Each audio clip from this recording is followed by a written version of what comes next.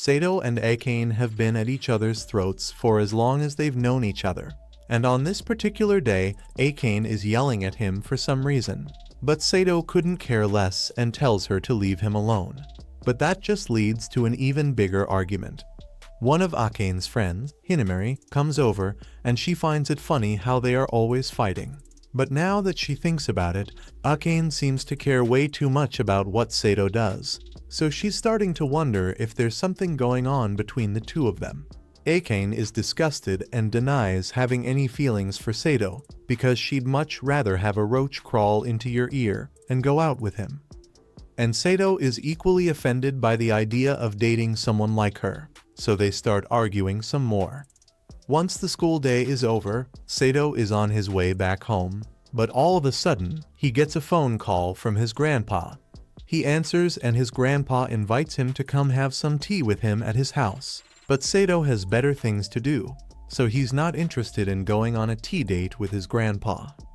Grandpa reminds him that he already made Sato the heir to his company, so the least he could do is spend some time with his dear old Pop while he's still alive. But even if Sato still doesn't want to, Grandpa knows a thing or two about kidnapping children, so he has a limo and some of his armed guards pull up beside Sato. Sato briefly considers running out of there like a track star, but then he realizes his grandpa is definitely crazy enough to have him shot and sent to the hospital, so he decides to comply. He gets in the limo, and while the guards are driving him, he asks where he is being taken. The guards are apologetic because they know their boss is being unreasonable, so he tells him that they were instructed to bring Sato to a villa, but they don't know what Sato's grandpa is planning. Sato's grandpa, Tenryu Hojo, once saved the Hojo Group from the brink of collapse. And under his leadership, the Hojo Group became a global high-tech corporation. So it isn't a stretch to say that he's one of the richest and most powerful people in the world. And it may be hard to believe, but Sato's grandpa cares about his grandson more than anything. But Sato's father, on the other hand, seems to care a lot more about milk. Eventually, they arrive at the house, so Sato sits outside and waits for his grandpa to show up. But while he's waiting, Akane unexpectedly shows up, and the first thing she does is yell at him. She asks Sato what he's doing here, so he explains that his grandpa asked him to come. And as it turns out, Akane's grandma invited her here for tea as well. The situation is strange, and neither of them knows what's going on, but they still can't stand each other, so they end up bickering as usual. Just then, Sato's grandpa and Akane's grandma show up, and they've got something important to tell the two kids, so everyone heads inside. A feast has been prepared because the two grandparents want to celebrate, but Sato has no idea what they are supposedly celebrating here. He also notices that Akane hasn't touched her food at all, so he asks if she's alright. But his concern is met with a roast because Akane says his ugly face made her lose her appetite. The two start arguing again, and both grandparents find it very amusing since it reminds them of how they used to act when they were back in high school. Sato is getting sick of this, so he asks them what they want to talk about, and the two respond saying that Sato and Akane are going to get married. Sato and Akane are in disbelief and think they must have misheard their grandparents because there's no way they just told the two of them to get married, especially since they are still in high school. But their grandparents are dead serious about it. Tenryu and Chiyo have known each other since they were kids and were even in love back then, but due to some petty arguments, they ended up drifting apart. Tenryu and Chiyo both ended up marrying other people, but after a lifetime apart, both of their partners are 6 feet under, so the two decided to reconnect. The point is, even though they are happy with their lives now, they can't help but wonder what could have been had they stayed together as a couple when they were kids, and what better way to relive their youth than to drive their grandkids into it and force the two of them to get married. Akane objects to the marriage because marriage is something that's supposed to be done out of love, not because two old people want to watch their grandkids getting frisky. Plus, Sato points out that it's literally illegal to force kids into marriage, and there's nothing Tenryu or Chiyo can do to make them agree to the marriage. Tenryu had expected that response, which is why he came prepared with some legal blackmail. He signals for the door to be opened and gives Sato an ultimatum. Either he marries Akane or the dog dies. Sato doesn't really care because that's not his dog. But then Tenryu threatens to write Sato out of his will and renounce him as his heir. That's something Sato doesn't care about, so he's starting to think that marrying Akane might not be so bad. But Akane is still strictly opposed because if she's going to get married, and she only wants to do it with someone she loves. Just then, Chiyo calls Akane over, and whatever she said must have been a serious threat because it sends shivers down Akane's spine. Now that all the blackmail has been laid out, Tenryu says he is giving the two of them 3 days to decide whether they'll get married to each other or not. Once their grandparents are gone, Akane asks Sato what they are going to do, but neither of them has made a decision. But he needs to have all the details first, so he asks Akane what threat her grandma made so he knows how bad her situation is.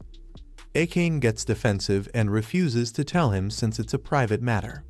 Later that night, Akane is laying in bed and thinking about how she has never managed to outperform Sato. And what pisses her off even more is the fact that he always beats her without even trying. She decides to call Himari to ask for advice on what she should do. And after explaining the situation of being forced to marry someone she doesn't like, hypothetically of course, Himari is surprised that stuff like that still happens. Akane asks what Himari would do if she were in the same situation. So Himari tells her that she would have to refuse since she has someone she already likes, and she would never marry someone else. Akane is surprised to hear that Himari has a crush since she has never mentioned him before, but that's just because Akane never asked. Akane asks for the details, but Himari doesn't want to tell her the guy's name for now since she still hasn't confessed to him yet, although she doesn't admit that it's someone from their class. They talk about Himari's love life enough for one night, so Himari changes the subject and asks Akane if she is in love with anyone. Akane has never had time to fall in love with someone before and right now, and the only emotion Akane is feeling is a burning hatred for a certain someone. Since Akane doesn't have a crush or anything, Himari thinks it would be fine if she just got married like her grandparents want. After all, assuming this hypothetical guy isn't a serial killer, they could just live together in split rent and bills, so it would be a great way for Akane to save on living expenses. Although she'd probably need to give birth to an heir at some point, and Akane doesn't think she could handle that. Meanwhile, back at his house, Sato is having a panic attack because he already has a hard enough time dealing with Akane at school. But if they end up married, then he will never be able to escape her constant nagging. Sato's cousin, Shize, can tell that something is bothering him, so she asks him what's wrong and Sato explains that their grandpa is threatening to disown him if he doesn't agree to his demands. That definitely sounds like something their grandpa would do, so Shize asks Sato what he plans to do. She's perfectly fine with him giving up his rights to the company if that's what he wants, because even if he ends up becoming a hobo, she will still love him the same. However, she knows that Sato has big dreams, and if he is going to accomplish those, then he will need access to the Hojo Group's resources. Regardless of what he chooses to do, Shize promises that she will be by his side to help him every step of the way, and Sato is really glad to have her with him. 3 days go by and both Sato and Akane meet with their grandparents because they have made their decisions and are going to get married. Since that has been settled, Sato says he and Akane will file the paperwork for their marriage once they've graduated. But that's not good enough for their grandparents because they expect Sato and Akane to be in their life as a married couple immediately. They've even got a brand new house lined up for them, so they drop them off there and drive off. Akane starts freaking out because she can't just suddenly start living with Sato. But Sato is already desensitized to the BS his grandpa pulls, so this doesn't surprise him. The two of them head inside, and if nothing else, this house is actually pretty nice, so Akane thinks living here might actually be fun. Or it would be if she didn't have to stay here with Sato. This place is fully equipped with everything they could possibly need, but there's just one problem. There's only one bed. They call their grandparents to complain about the bed, but they intentionally set it up that way because they want Sato and Akane to sleep together. Sato realizes that their grandparents must have set up cameras in order to watch them at night, which is most definitely illegal, but he can't figure out where they put them. However, while Sato is worrying about the cameras, Akane is worrying about having to sleep in the same bed as him. For now, they still need to get their stuff unpacked, so Akane is carrying her stuff upstairs, but that box looks pretty heavy, so Sato asks if she needs any help. She's perfectly capable of doing it by herself. If she doesn't want his help, Sato isn't going to force the issue. But after taking a few steps, Akane loses her footing and falls backwards. Thankfully, she wasn't falling with an umbrella, so Sato catches her and she's perfectly safe. But he asks that she be a little more careful because if she ends up getting herself killed, he'd become the prime murder suspect. After everything has been unpacked, Sato finds a meal his grandpa left for him to eat. After warming up the pizza, Sato is about to start eating, but Akane smells the food and she's really hungry, like she's too stubborn to ask for a piece. Sato doesn't want her to starve, so he ends up giving her a slice. A few minutes later, Sato is ready for bed, so he heads into the bedroom and lays down to go to sleep. But then Akane comes in, and he remembers that they have to share the bed. They both agree that they weren't going to do anything, but there's no way Sato can fall asleep like this. To distract himself, he starts a conversation and asks Akane why she agreed to this marriage, but she still doesn't want to give any details about her reasons. This marriage is just a formality, so she's just going to have to put up with it for the sake of her dream, even if it means following their grandparents' weird rules. Sato suddenly realizes that if their grandparents can arbitrarily make up rules whatever they want, then it's only a matter of time before they make a rule about the two of them having kids. That brings us back to the present, where Akane reminds Sato that under no circumstances is he allowed to tell anyone that they are married. No matter what, Sato tells her that he already intends to keep it a secret, but Akane still doesn't trust him because what guy wouldn't want to brag about getting married to her? The next day at school, Sato's cousin, Shize, quickly pieces together that he has given in to Tenryu's demand by marrying Akane. Disapproving of the arrangement, she demands a bribe to keep quiet. Sato, already overwhelmed, reluctantly complies, knowing that the last thing he needs is more chaos. Meanwhile, Akane is horrified by Sato's diet of nothing but instant ramen, protein shakes, and vitamin supplements. Appalled by his lack of nutrition, she insists on cooking a proper meal for him. However, the taste of real food stirs up painful memories his parents neglect, where meals were an afterthought, and the extravagant business dinners hosted by Tenryu. Overwhelmed by emotions he thought he had buried, Sato pushes the plate away, leading to yet another argument. Their fights escalate over the most trivial things: how to cook, how to clean, how to study, even how to game. Every conversation turns into a battle of wills, leaving both exhausted and frustrated.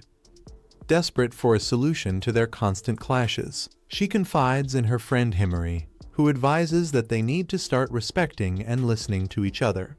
Similarly, Shize tells Sato that compromise is key to survival.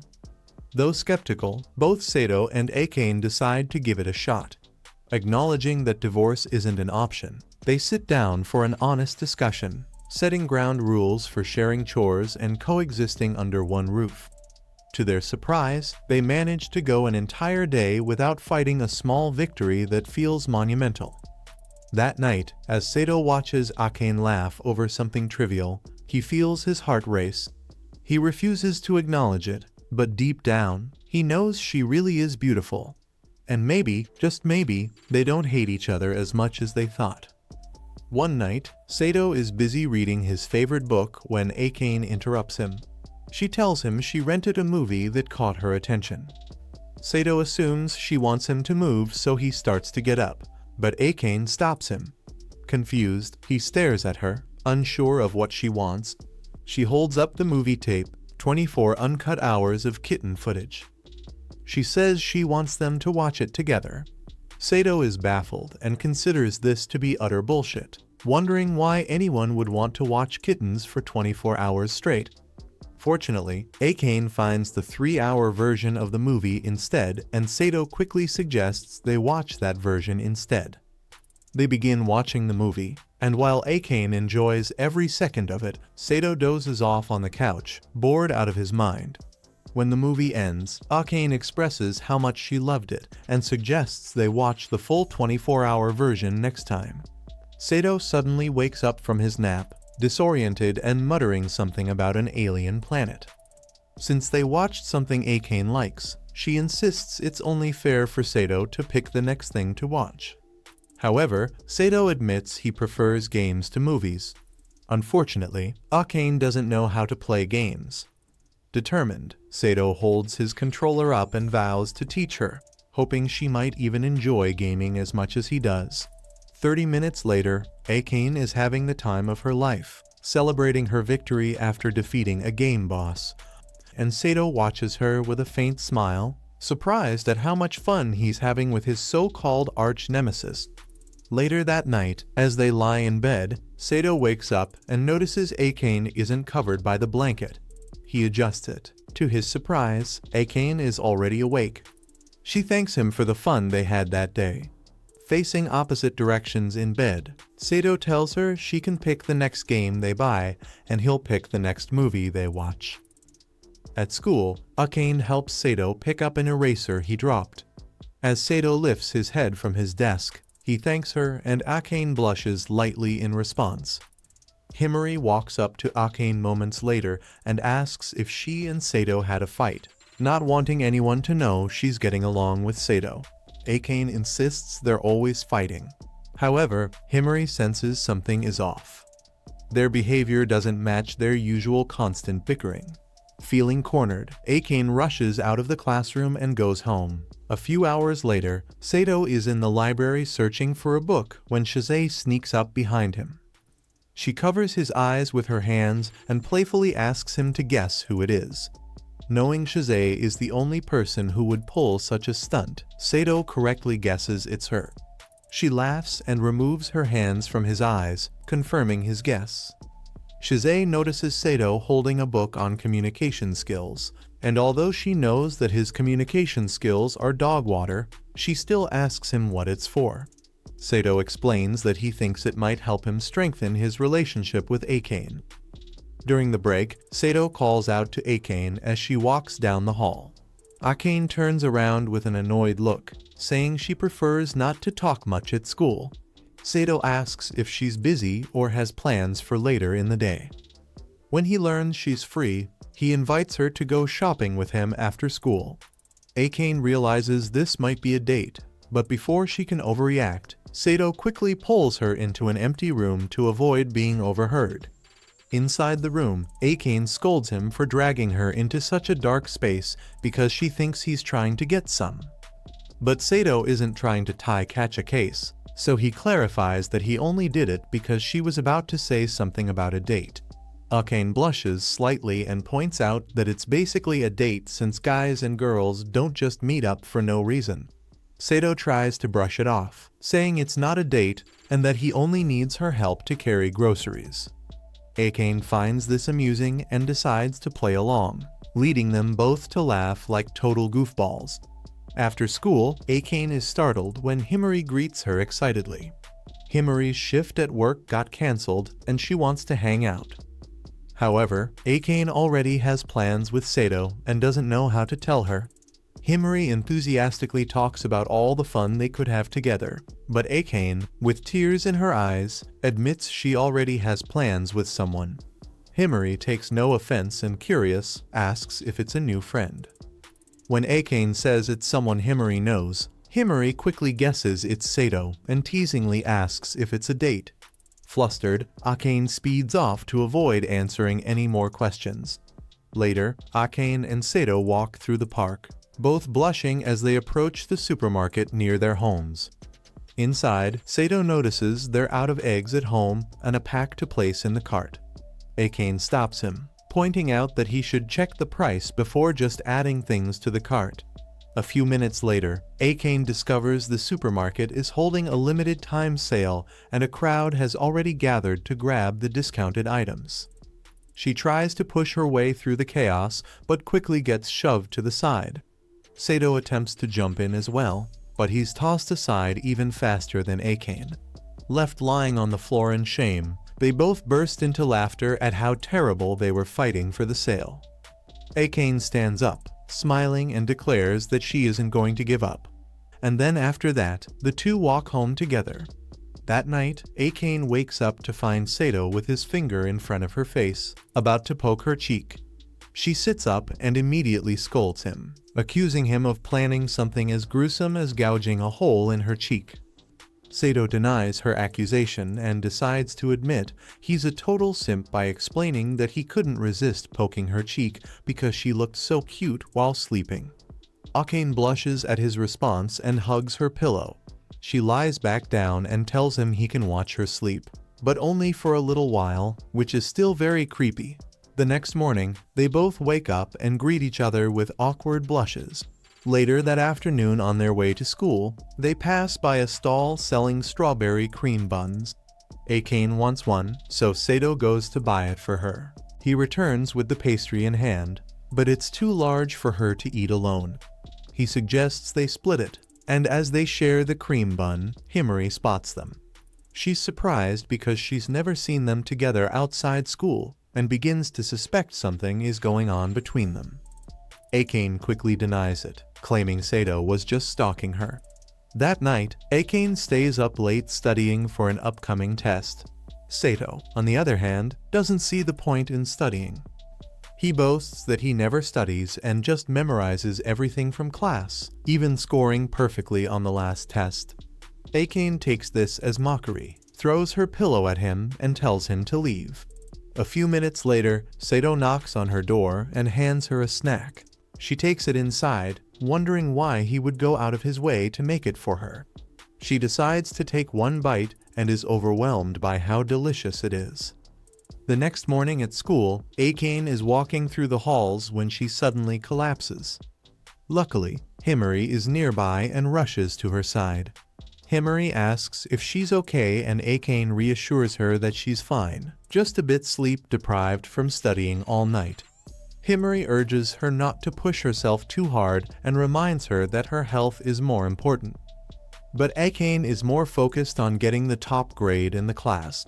Himari advises her again, pointing out that she'll never outscore Sato. Despite this, Akane remains determined to surpass Sato in every way. That evening, Sato brings her a late-night snack, only to find her slumped over her desk. Assuming she's fallen asleep, he moves closer, but notices her uncomfortable expression. He quickly realizes she isn't feeling well. Sato checks Akane's temperature and sees that it's a worrying 40 degrees. She's clearly burning up from a fever. As he tends to her, Akane mumbles weakly, talking about how much she needs to study if she ever wants to achieve her dream of becoming a doctor. She explains that her ultimate goal is to help people live long, healthy lives and to be someone who can step in whenever someone is in need. Akane's voice turns quieter as she shares how her parents can't afford to send her to medical school. She reveals that the only reason she agreed to marry Sato in the first place was because her grandmother promised to fund her education if she married him. Hearing this, Sato feels a mix of surprise and admiration. He never knew about this deeply personal dream of hers. A few minutes later, Sato checks her temperature again. This time it's climbed to 42 degrees. Alarmed, he decides it's time to call an ambulance, but Akane insists there's no need for that and tells him to just go to bed. He tries calling an ambulance anyway, but can't get through. Seeing no other option, he picks her up in his arms and tells her he won't just stand by while she's suffering. As he carries her outside, Akane looks at him with surprise. She never thought he had the strength to lift her so easily. She jokes about him being stronger than she thought he was. That aside, Sato decides to use this precious moment to bring up the dream she mentioned earlier. At first, she assumes he's about to roast her about it, but instead he tells her that he believes in her. He's confident she'll achieve her dream because she's someone who never gives up no matter how hard things get. The scene shifts to the following morning. Akane wakes Sato up by leaning over him with a playful smirk and a mock death threat. She quickly laughs it off, saying he should be grateful she woke him up in time for school. It turns out Akane only had a bad cold that day, and a week later, everything has returned to normal. At school, Sato's day starts with Himari approaching him to congratulate him on his perfect test score. Not long after, Akane walks up to him with a deadly serious look in her eyes. She reminds him that he has a wife and warns him not to get too close to other girls. Before class, Akane gives Sato the lunchbox she made for him, upset that he forgot it, thinking he dislikes her cooking. Sato reassures her he loves it, insisting it was an accident. At lunchtime, just as Sato is about to eat, his little sister, Shize, demands his entire lunch despite already eating 3 bowls of rice. The class, charmed by Shize, pressures Sato into sharing, so he lets her sit in his lap for a bite. Suddenly, Himari notices Sato and Akane's lunches are identical, teasing that they must be dating. Their overly quick denial sparks suspicion, but before Sato can explain, Shize devours his entire bento. With the evidence gone, the class loses interest, and Shize pretends it was all part of her plan, though she really just wanted the food. Later, in the hallway, Himari corners Sato about the lunch. He effortlessly lies, saying they coincidentally used the same ingredients. She then bluntly asks if he and Akane are dating. Sato denies it, and Himari, satisfied, apologizes for the odd question and leaves. That night, Akane is on edge, hearing noises. She turns to see a terrifying figure and screams, startling Sato. She claims to have seen a ghost, but Sato finds nothing. Too scared to sleep, she begs him to stay awake. Later, she hears more ghostly sounds and runs to Sato's study, but with no proof, he dismisses her fears. When Sato goes to the bathroom, Akane pleads to go with him, which he refuses. Then, she insists he sit outside while she bathes, too scared to be alone. The next day, Shize, loving pranks, decides to tease Akane by loudly declaring she's married to Sato. Before she can finish, Sato and Akane silence and abduct her, dragging her to an empty classroom.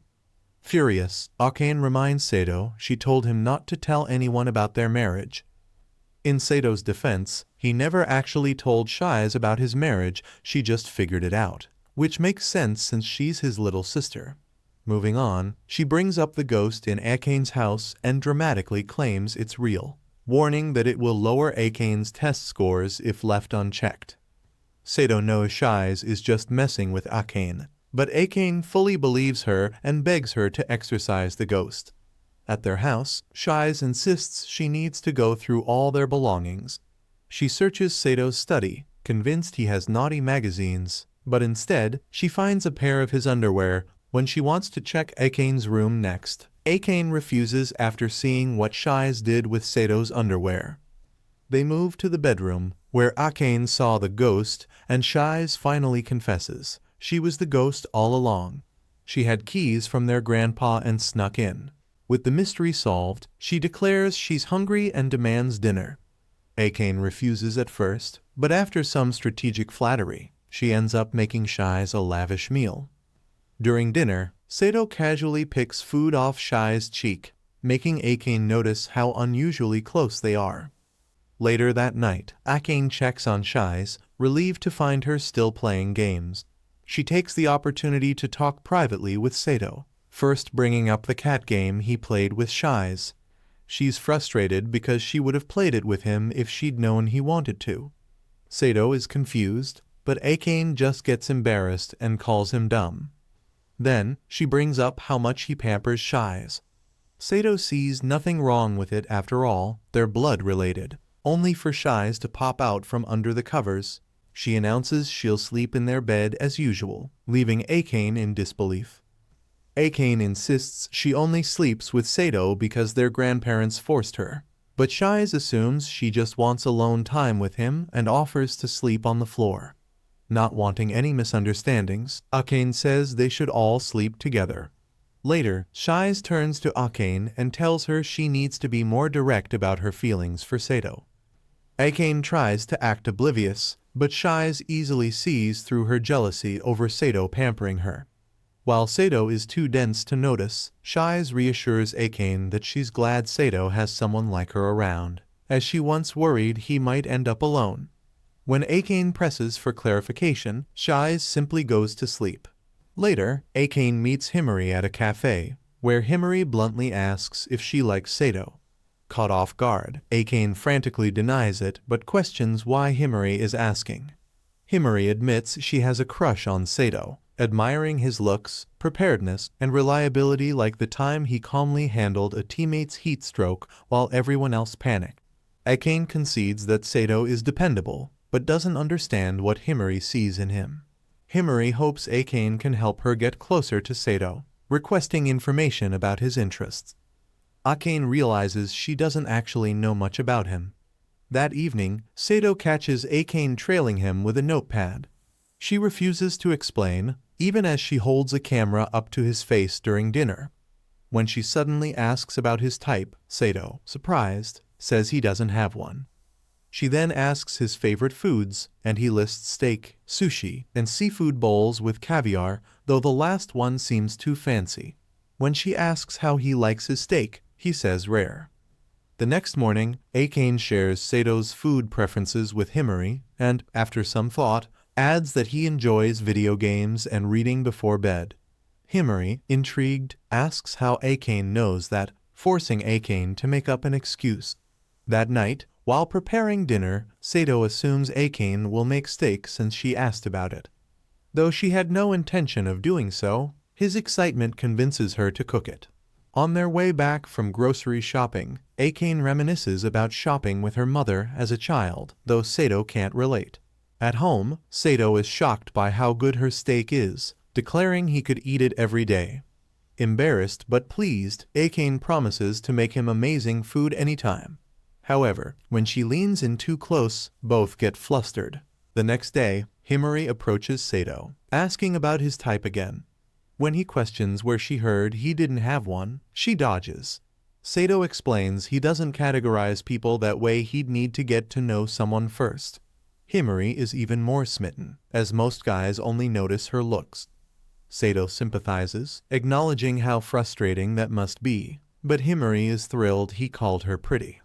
Feeling bold, Himari whispers in his ear, asking if he could ever fall for someone like her.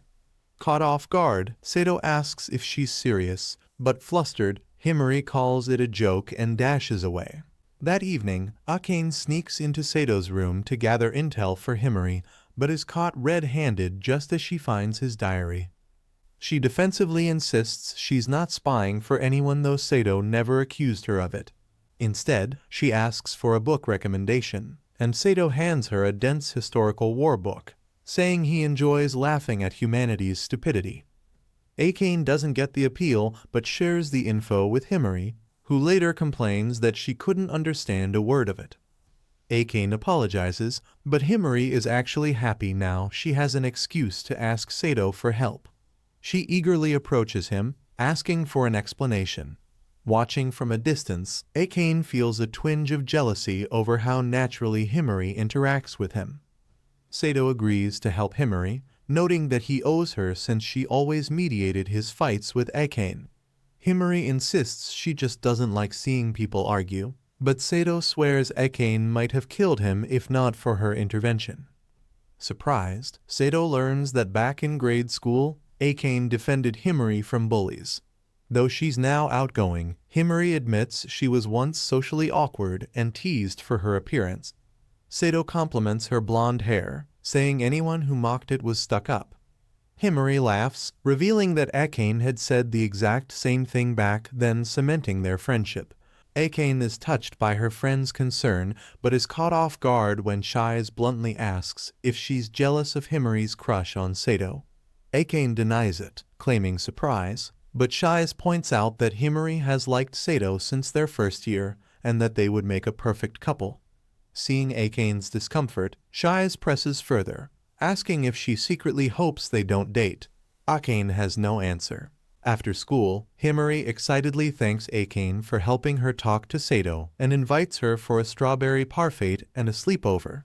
Akane is thrilled but panics she can't let Himari find out she lives with Sato. She tries to make excuses, but Himari, recalling Shai's recent visit, assumes Akane doesn't want to hang out with her. To reassure her, Akane reluctantly agrees. She rushes home to warn Sato, telling him to hide before Himari arrives. However, there's no time, so Sato quickly hides behind the counter.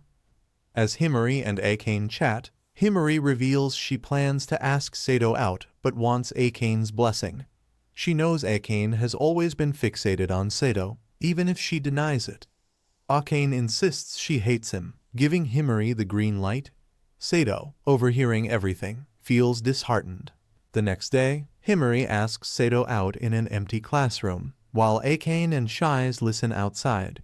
Later, Sato tells Akane about the date, curious about her feelings since they're technically married.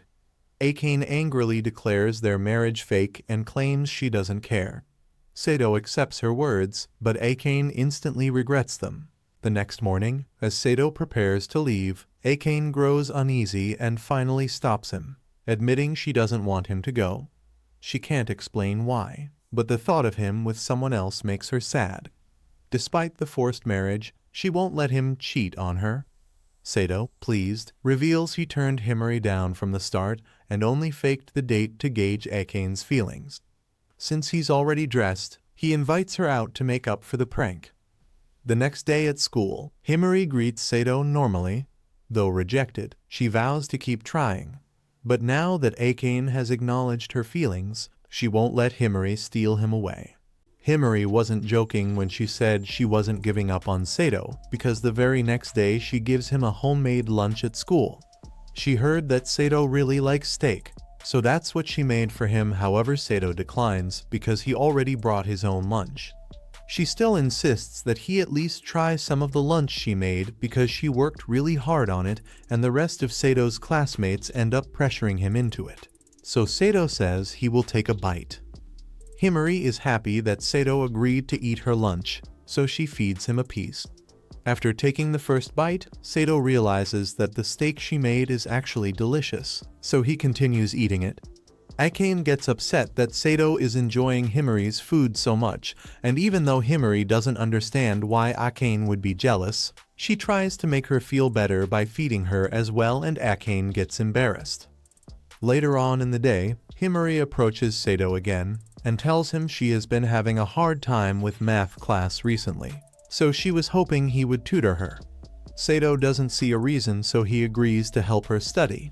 But then Himari suggests that the two of them can study at her place and her parents won't be home, so it will just be the two of them.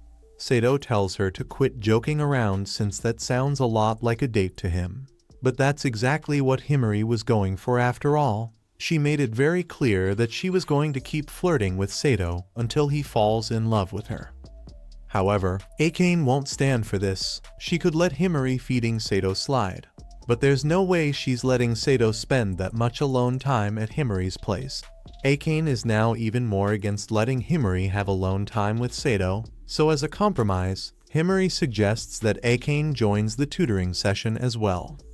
After all, if the two smartest people in class tutor her, then she might be able to get third place on the next exam.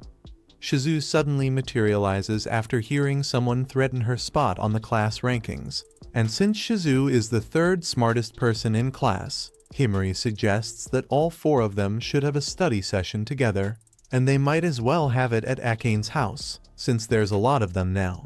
Akane once again erases all evidence that Sato lies in the house as well, and once they all get seated, Sato asks Himari what part of the math course she doesn't understand, but Himari says she doesn't understand any of it. Sato rephrases the question and asks her when she first started struggling to understand math class, but it's all been kind of fuzzy for her ever since they started adding letters in math.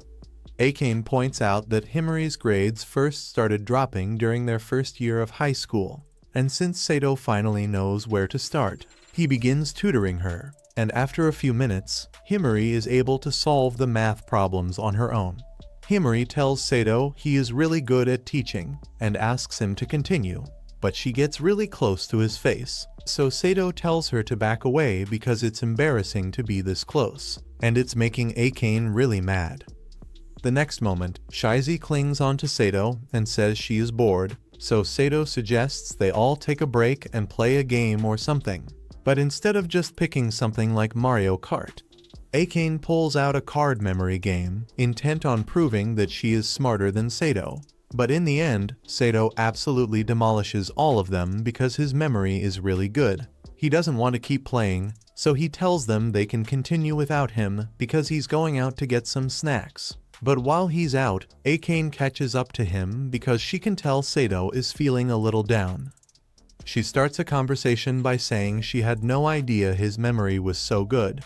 But Sato doesn't like to bring it up because people constantly call him creepy for it, making people think he is a stalker or something.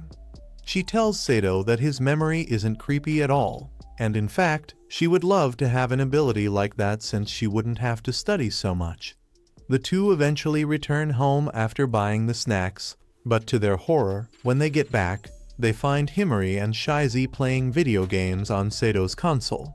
So Akane has to make up an excuse for why it's there, and Sato asks Akane why she didn't hide away earlier.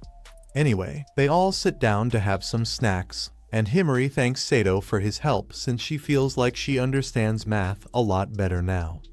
Sato says tutoring her was fun for him since Himari catches on quickly, so he'd be happy to help if she ever needs tutoring in the future. Himari is happy to hear that because she was actually hoping she could have another study session with him, and maybe next time they could do it at his house instead. Sato chokes up at this a little since this is technically his house, so he tells her she can't come over.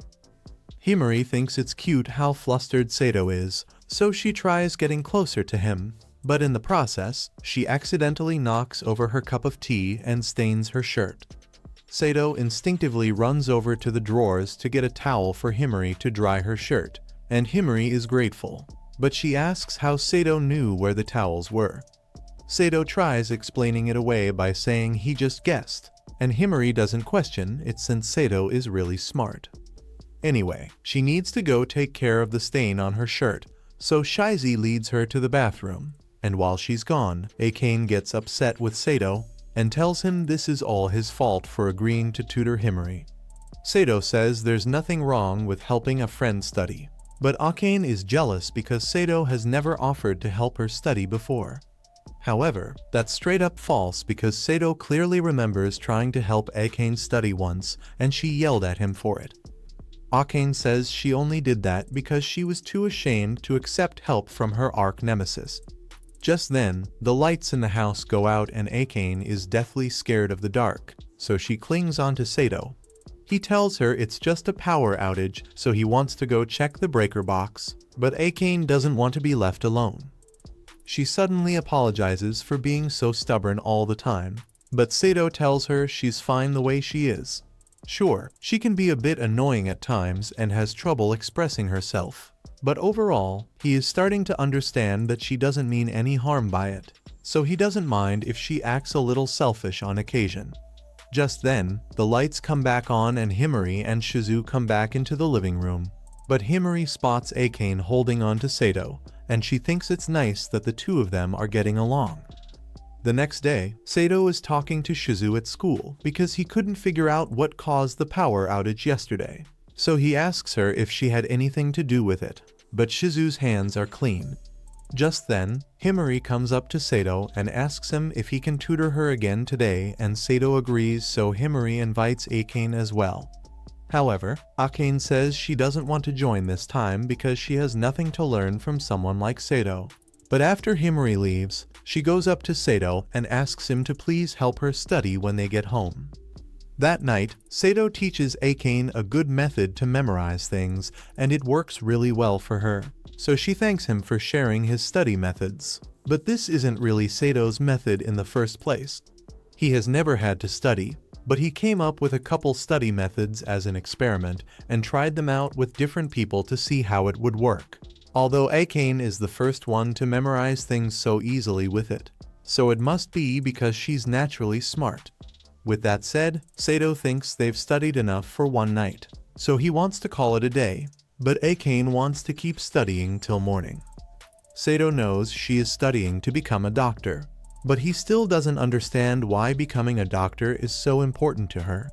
She tells him it's none of his business and Sato admits that she's right, but he still wants to know about Akane's motivations regardless. Since Sato wants to know more about her, Akane agrees to tell him and begins explaining that she had a little sister who was very sick. Her sister could hardly get out of bed, and Akane's parents had to work day in and day out to cover her hospital bills, so they were never around much. Akane's sister would constantly cry out in pain, but all Akane could do was pat her head and watch her suffer until the day she eventually died. She couldn't save her sister back then, but there are other people out there just like her who are suffering right now, so Akane wants to do everything she can to save those people. Sato is glad Akane opened up to him, but since she told him about her late sister, she's been feeling gloomy ever since. Sato doesn't know what to do about it, so he goes to Shizu to ask her for advice on the matter. After telling Shizu about the situation, she thinks about it for a second and tells him that Akane would probably feel better if she got to do something fun with Sato, like shopping. Sato says he goes shopping with Akane all the time. That's not the kind of shopping Shizu was talking about. Even though Akane probably won't admit it, Shizu figured out that she's into a lot of girly stuff, so inviting her to go shopping for sweets or something stylish would be more appropriate. That same day, Sato goes up to Akane while she's making dinner and asks her if she wants to go out with him on their next day off. Akane is so shocked that she accidentally burns the food, but she agrees to the date with Sato, and the next day, she goes to talk to her grandma about it.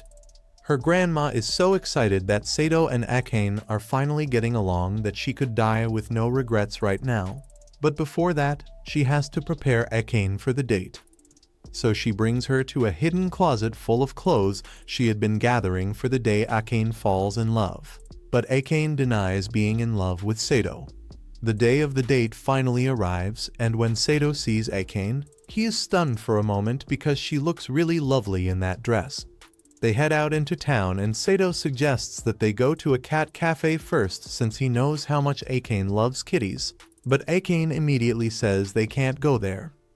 She's come here before, and let's just say she went a little overboard, so she's banned from that cafe for life, but she still really wants to go in. Sato takes Akane to a karaoke room. Akane picks out a song for them to sing, and they actually have a lot of fun singing together, and afterwards, Sato takes her to a lemonade store that he thinks she'll like. Akane gets a strawberry lemonade and Sato was right because she really does love it. She has had a lot of fun today, but she's curious why Sato asked her out in the first place since he always does things for a reason. Sato admits that he was trying to make her feel better because he made her remember some painful memories, and Akane is surprised since that was awfully considerate of him. In return, she says Sato can pick a place he wants to go to next, and she'll tag along with him. But she soon regrets those words because Sato takes her to a supplement store. As soon as they walk in, a big buff dude offers Sato a platter of supplements, and he immediately starts scarfing down as many as he can, and he looks like he's really enjoying himself. He and Akane start walking home, but along the way, Akane spots a ring that she really likes in one of the shops. Sato tells her she should get it for herself if she really likes it that much, and Akane wants to, but it's too expensive for her to afford. Sato takes a look at the price, and it really is expensive. But Akane says she'll just have to wait until she starts working, and can afford to buy it for herself. Although by then someone else would probably have bought the ring. They continue walking home, and Akane thanks Sato for asking her out today because she really does feel a lot better.